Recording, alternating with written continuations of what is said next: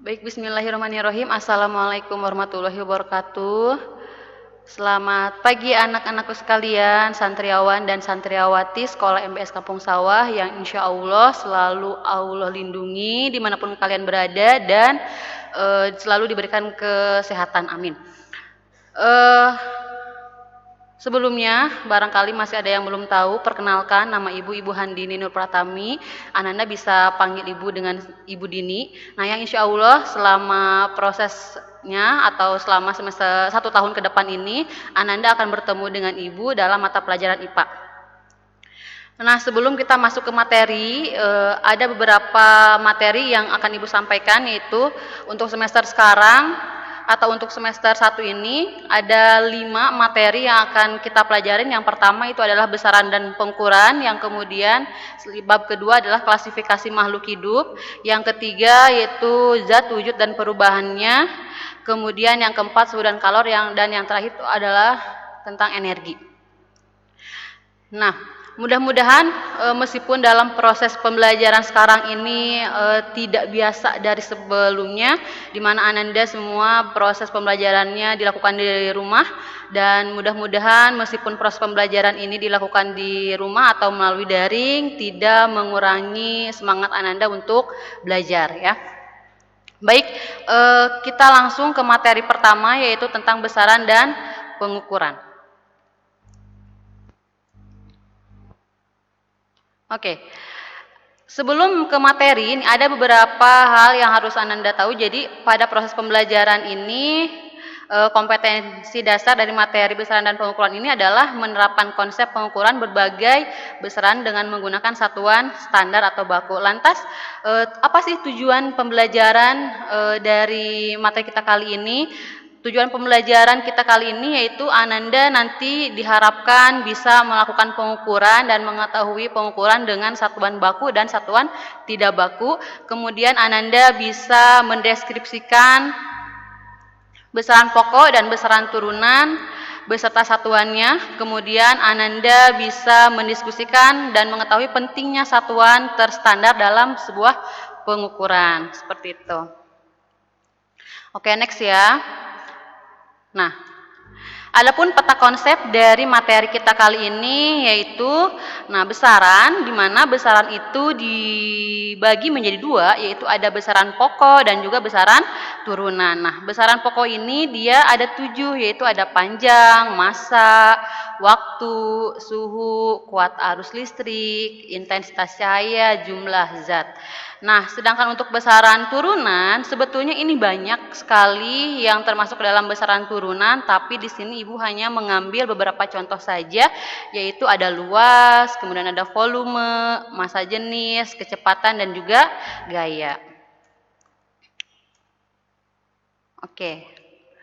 Nah, kenapa sih kita harus mempelajari besaran dan pengukuran? Apa sekiranya manfaat untuk kehidupan kita? Nah, untuk supaya Ananda bisa menjawab dari pertanyaan ini, kita pelajarin dulu ya. Oke, next. Nah, sekarang gini, pernahkah Ananda diminta untuk mengukur benda menggunakan satuan jengkal? Apakah hasil yang didapatkan sama dengan orang lain? Coba, pernah belum? Jadi ketika kalian atau ketika Ananda diminta untuk mengukur itu, secara tidak langsung Ananda sudah melakukan proses mengukur. Apa sih mengukur itu? Atau pengukuran itu apa? Nah, pengukuran itu suatu proses membandingkan satu besaran yang diukur dengan satu besaran yang disebut dengan satuan. Oke, next ya. Nah, besaran. Tadi di peta konsep di awal sudah dijelaskan bahwa besaran itu dalam fisika terbagi menjadi 2, yaitu besaran pokok dan juga besaran turunan. Nah, apa itu besaran? Besaran adalah segala sesuatu yang dapat diukur dengan alat ukur dan nilainya dapat dinyatakan dengan angka dan diikuti oleh satuan. Contohnya gini, kakek mengukur meja dengan menggunakan meteran, yaitu panjang mejanya sebesar 5 meter. Nah, alat ukur yang digunakan di sini apa? Kakek menggunakan meteran. Sedangkan tadi besaran itu nilainya dapat dinyatakan dengan angka. Mana angkanya? Yaitu 5. 5 ini dinyatakan dengan angka dan meter ini disebut dengan satuan. Nah, 5 merupakan besaran dan meter merupakan satuan dari besaran panjang. Oke. Selanjutnya, ibu membeli susu sebanyak 5 liter. Nah, angkanya berapa? 5 dan satuannya itu adalah liter. Jadi 5 ini merupakan suatu besaran dan liter ini merupakan satuan dari besaran volume yang dimana biasanya satuan dari besaran volume itu dalam meter kubik ya. Oke. Nah, satuan ini ada yang disebut dengan satuan baku dan juga satuan tidak baku. Apa itu satuan baku? Satuan baku adalah satuan yang memberikan hasil pengukuran yang sama setiap orang. Artinya gini, ketika kita mengukur panjang papan tulis menggunakan meteran, si A menggunakan meteran mengukur papan tulis panjangnya misal 2 meter. Kemudian si B dengan alat ukur yang sama mengukur benda yang sama yaitu papan tulis dan didapatkan hasilnya yaitu 2 meter. Hasilnya sama. Itu disebut satuan baku yang dimana satuan baku ini adalah satuan yang diakui secara internasional. Jadi setiap negara ini menggunakan satuan baku. Selanjutnya, satuan tidak baku apa itu? Nah, kebalikannya, satuan tidak baku ini adalah satuan yang apabila digunakan oleh orang yang berbeda akan memberikan hasil yang berbeda. Contohnya seperti apa? Contohnya gini, contoh kita mengukur menggunakan jengkal. Yang dimana satuan tidak baku itu kan bisa menggunakan jengkal, menggunakan depa. Depa itu segini, kita rentang-rentang ini 1 depa dan 1 hasta. Dimana kan setiap orang itu mempunyai besar yang berbeda. Contoh, kalau misalkan Ananda mengukur sebuah panjang buku, misalkan buku atau gini deh handphone deh, ini misalkan handphone di Bu Dini ini 1 jengkal, sedangkan bisa saja di Ananda ini atau di umur anak yang 5 tahun panjang dari handphone ini bisa saja jadi 2 jengkal. Hasilnya beda atau sama? Jelas berbeda, di mana jengkal yang dimiliki oleh Ibu Dini ini mempunyai jengkal atau ukurannya itu lebih panjang, berbeda dengan anak umur 5 tahun.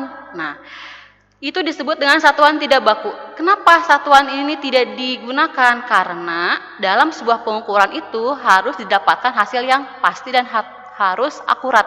Di mana akurat ini adalah ketika orang yang berbeda mengukur benda yang sama, maka harus dihasilkan hasil pengukuran yang sama. Oke, paham ya?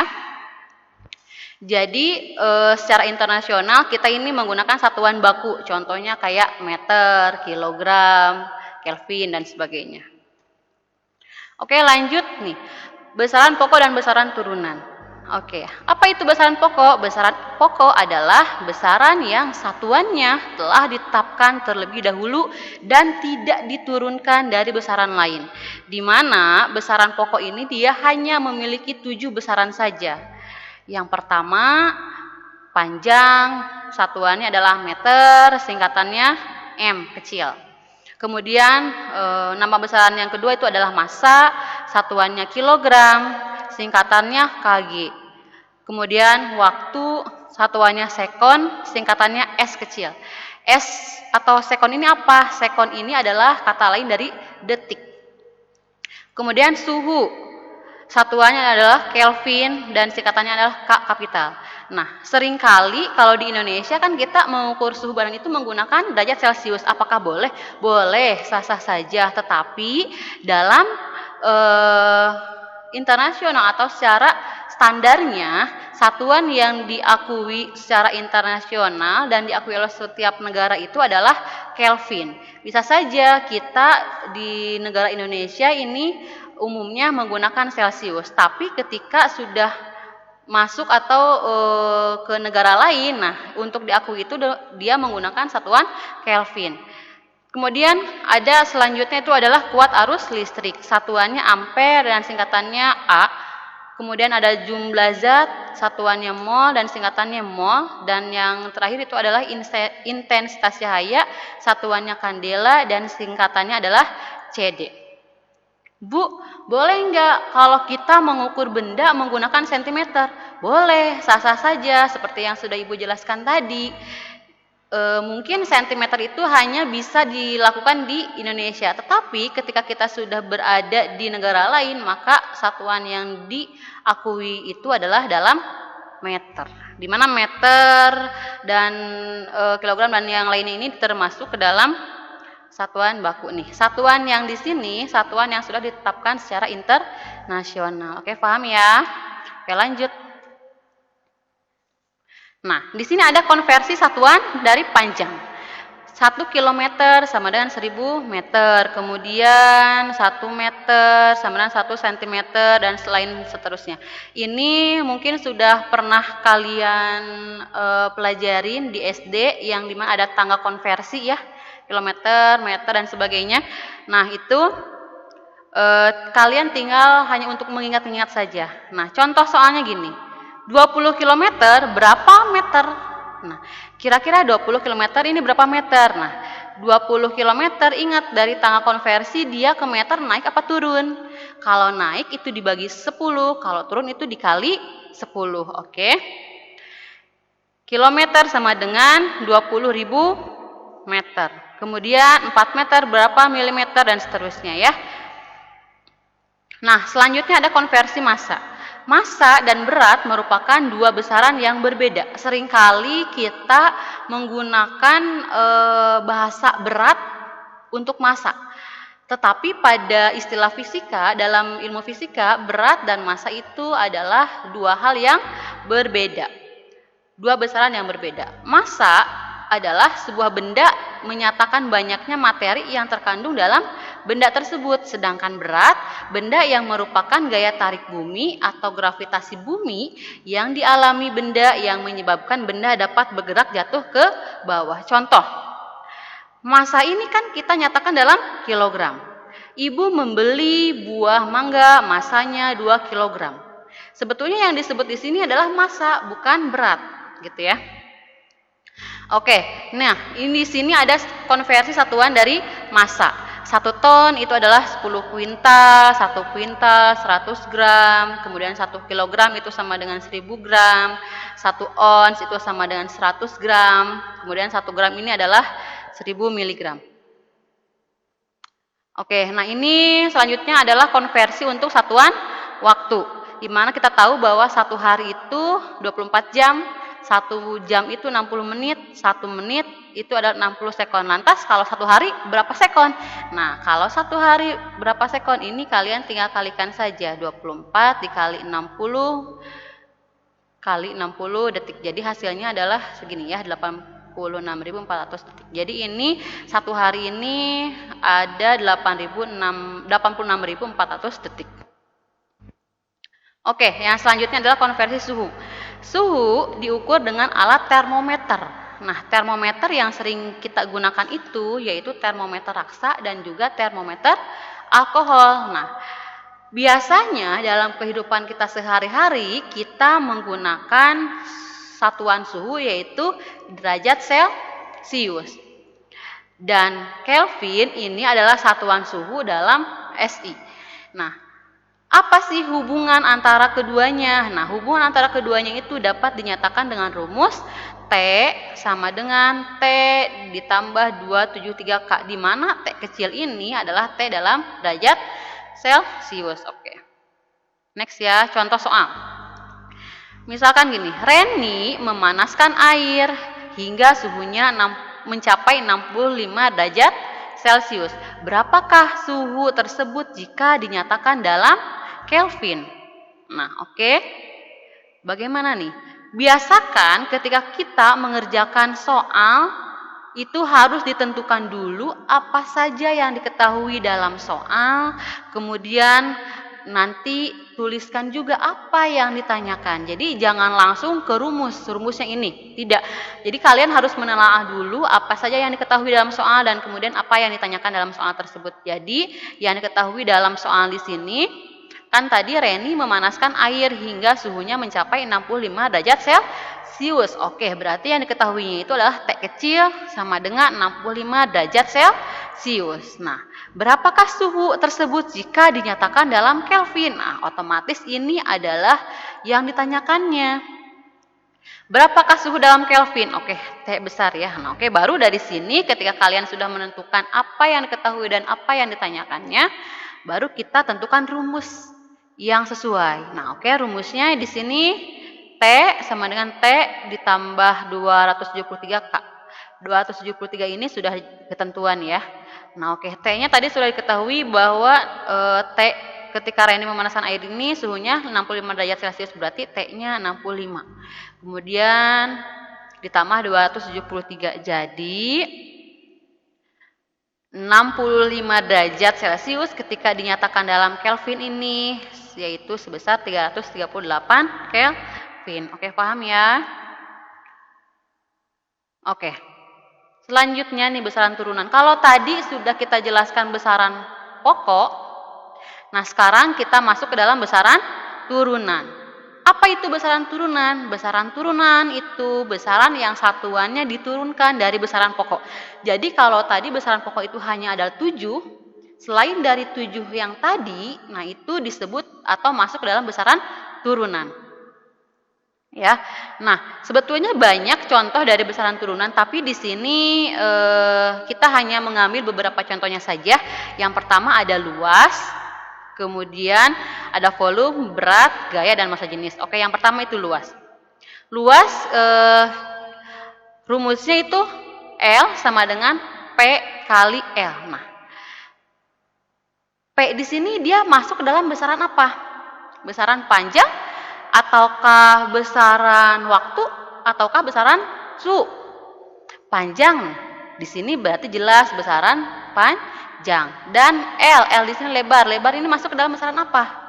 Jelas di sini termasuk dalam besaran panjang. Nah, tadi dalam besaran pokok, besaran panjang itu satuannya apa? Meter. Berarti lebar juga satuannya apa? Meter. Berarti luas ini mempunyai satuan meter persegi atau meter pangkat 2, di mana M dikali M. Oke ya? Nah, sekarang selanjutnya untuk volume juga sama. Volume ini rumusnya sisi kali sisi kali sisi, yang dimana sisi ini adalah merupakan besaran panjang. Satuannya meter. Nah, meter kali meter yaitu jadi meter pangkat 3 atau meter kubik. Begitupun dengan yang lainnya, itu seterusnya sama. Berat W, M dikali G, kemudian F itu gaya, M massa dikali percepatan. A ini percepatan, kalau G ini tadi adalah percepatan gravitasi. Kalau ini massa jenis. Ini dibacanya apa? P atau K apa? Ini dibacanya Rho. R-H-O. Rho. Nah, Rho ini adalah massa jenis, di mana rumus dari massa jenis ini adalah M per V. Di mana tadi massa ini besaran, oke, massa ya. Tadi satuannya apa? Dari massa itu satuannya adalah kilogram. Sedangkan volume, tadi volume satuannya apa? Meter kubik. Jadi massa jenis atau Rho ini mempunyai satuan kilogram per meter kubik ya. Oke. Tadi di depan ada pertanyaan, kenapa sih kita mempelajari materi ini? Nah, sekarang kita bahas. Kita sudah di ujung pertemuan pada hari ini. Nah, kita review lagi nih, kita bahas. Jadi kalian sudah tahu kan, kenapa sih kita harus mempelajari materi besaran dan pengukuran ini? Untuk apa? Nah, jawabannya itu untuk supaya kita itu mengetahui besaran dan satuan yang digunakan dan dapat dimengerti oleh setiap negara. Jadi besaran dan satuan itu tadi, satuan itu adalah satuan baku dan juga satuan tidak baku, di mana satuan baku itu adalah satuan yang dipakai secara internasional, sedangkan satuan tidak baku itu adalah satuan yang tidak dipakai secara SI. Kenapa? Karena dia dapat menghasilkan hasil pengukuran yang berbeda setiap orangnya. Kemudian yang selanjutnya itu adalah untuk kita itu mengetahui dan menghasilkan suatu hasil pengukuran yang akurat dan sama, di mana suatu pengukuran itu harus akurat. Kenapa? Karena hasil harus didapatkan hasil yang sama setiap orangnya gitu ya, dengan menggunakan satuan baku. Oke, mungkin untuk pertemuan kita kali ini dicukupkan sampai di sini. Nah, untuk selebihnya kalau misalkan ada yang mau ditanyakan, nanti kita bisa bahas lagi. Dan untuk tes kepemahaman kalian, nanti Ibu kasih soal latihan yang akan Ibu share di kelas kalian nanti ya. Semoga kalian semua selalu diberikan kesehatan dan semoga kalian semua diberikan kemudahan dalam memahami materi-materi yang sudah kita bahas dari tadi ya. Cukup sekian dari Ibu. Wabillahi taufik wal hidayah. Wassalamualaikum warahmatullahi wabarakatuh.